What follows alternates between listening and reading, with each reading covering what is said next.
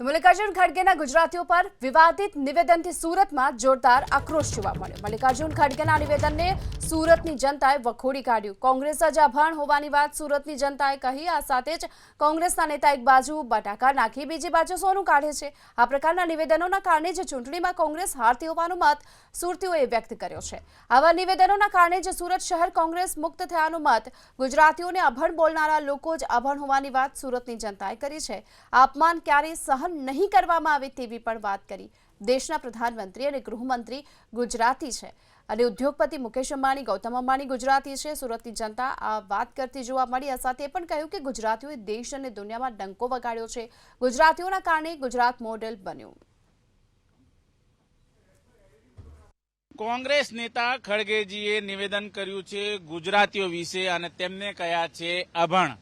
સુરતની જનતા આપણી સાથે મોજૂદ છે। તેઓ શું માની રહ્યા છે, ખડગેજીના નિવેદનને લઈને કયા પ્રકારે તેઓ માની રહ્યા છે, તેમની સાથે સીધી ચર્ચાનો દોર શરૂ કરીશું કે તેઓ આ જે નિવેદન છે એમને કઈ રીતે લઈ રહ્યા। શું કહેશો?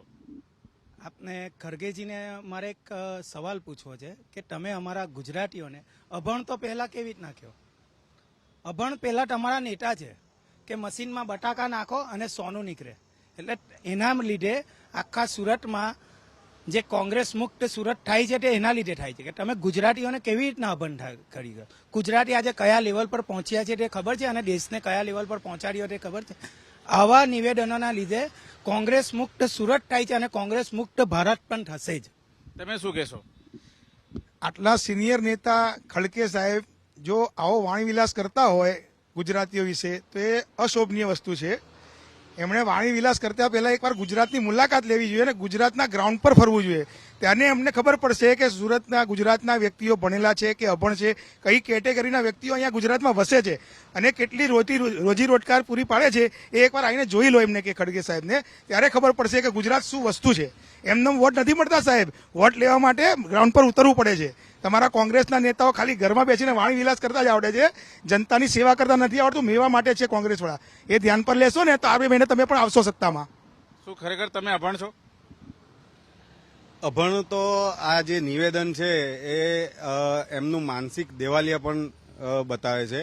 રાષ્ટ્રીય અધ્યક્ષ બી સૌથી જૂની પાર્ટીનો। હવે એમને મારે એ કહેવું છે કે ગુજરાતની પ્રજા અભણ, તો એમાં મહાત્મા ગાંધી બી ગુજરાતી હતા, માનનીય સરદાર પટેલ બી ગુજરાતી હતા, મોરારજી દેસાઈ બી ગુજરાતી હતા, તો શું આ એમનું અપમાન નથી? બીજી વસ્તુ, આજે ભારતના ટોપ ઇન્ડસ્ટ્રીયાલિસ્ટમાં મુકેશ અંબાણી ગુજરાતી છે, ગૌતમ અદાણી બી ગુજરાતી છે। એ દેશની જીડીપીમાં એ લોકોનું કેટલું કોન્ટ્રીબ્યુશન છે એ મલ્લિકાર્જુન ખડગેજીને ખબર છે। બીજું આપણા વડાપ્રધાન મોદી સાહેબ જે 3 વખત વડાપ્રધાન ચૂંટાઈને આવ્યા, આપણા માનનીય ગૃહમંત્રી અમિત શાહજી એ પણ ગુજરાતી છે। આટલી મોટી હસ્તીઓ વિશે આટલું હાસ્યાસ્પદ નિવેદન કરવું યોગ્ય છે? અચ્છા, બીજી એક વાત, મલ્લિકાર્જુન ખડગેજીને ખબર છે કે દેશની જીડીપીમાં ગુજરાતનો કેટલો ફાળો છે?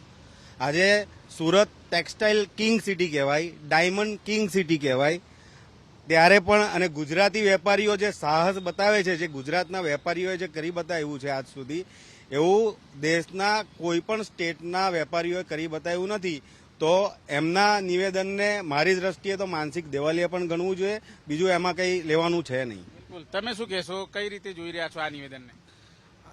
મારું કેવું એવું છે કે જો ગુજરાતને અભણ માનતા ને તો આવા ને આવા જ જે વાણીવિલાસ કરતા બેફામ વાણીવિલાસ ગમે તેમ કરે છે ને, તો આના લીધે જ કોંગ્રેસ પાર્ટી આખી અત્યારે નેસ્તો નાબૂદ થઈ જશે। અત્યારે હાલ એવો છે કે એક રાષ્ટ્ર એક દેશ, આખા ભારતના નાગરિકો એક સમાન ગણવા જોઈએ। કેરળમાં એમ કે હોશિયાર છે અને ગુજરાત અભણ છે, તો આખા ગુજરાતની પ્રજા હર એક વિદેશમાં જશો કે ભારતના ખૂણે ખૂણે જ્યાં જશો ત્યાં ગુજરાતીઓ ટોપ લેવલ પર જ હશે। એટલે અમારે ખડગેજીને, અમારે કોંગ્રેસ પાર્ટીને એવું કહે કે આ ખડગે જેવા જે વાણીવિલાસ કરે છે એ લોકોને બરખાસ્ત કરવા જોઈએ અને એ લોકોને પાર્ટીમાંથી નેસ્ત નાબૂદ કરી દેવા જોઈએ, તો જ કોંગ્રેસ બસશે। નહીં તો કોંગ્રેસ અત્યારે સુરતમાંથી તો ગઈ છે પણ આખા ભારતમાંથી પણ જવા પર કગાર પર છે। તમને લાગે છે ગુજરાતીઓ અભણ? गुजरातियों का ये अपमान है। देश की आज़ादी से लेकर आज की तारीख तक देश की अर्थव्यवस्था में, विकास में गुजरातियों का सबसे बड़ा योगदान रहा है। गुजरात जो है सुसंस्कृत संस्कृति का प्रदेश है। ऐसा कहना हम सब गुजरात वासियों के लिए अपमान की बात। તમે શું કહેશો? કઈ રીતે જોઈ રહ્યા છો આ નિવેદનને? मैं तो ये ज्यादा नहीं बोलूंगा, लेकिन इतना बताना चाहूंगा कि खड़गे जी जो है मानसिक रूप से बीमार हैं। आज पूरे विश्व में गुजरातियों का डंका बज रहा है और समृद्धशाली और विकसित प्रदेश है। अगर उनके यहाँ इतने पढ़े लिखे व्यक्ति हैं तो मैं उनके ऊपर कुछ टिप्पणी नहीं कर रहा हूं, लेकिन उनके राज्य का विकास हमारे गुजरात के राज्य के विकास में तुलना करके आप देख लीजिए। आज उनको ये समझ में नहीं आ रहा है कि गुजरात मॉडल पूरे विश्व में चल रहा है और वो बोल रहे हैं कि हमारे गुजराती भाई अभण है। शर्मनाक बात है और इसीलिए जो है कांग्रेस की पूरा जो है सत्यानाश हो रहा है। બિલકુલ કોંગ્રેસનો સત્યાનાશ એટલે જ થઈ રહ્યો છે કે આ પ્રકારના નિવેદનો કરે છે. કેમેરામેન રાકેશ પાનવાલા સાથે ધનરાજ બાગલે, એબીપી અસ્મિતા, સુરત.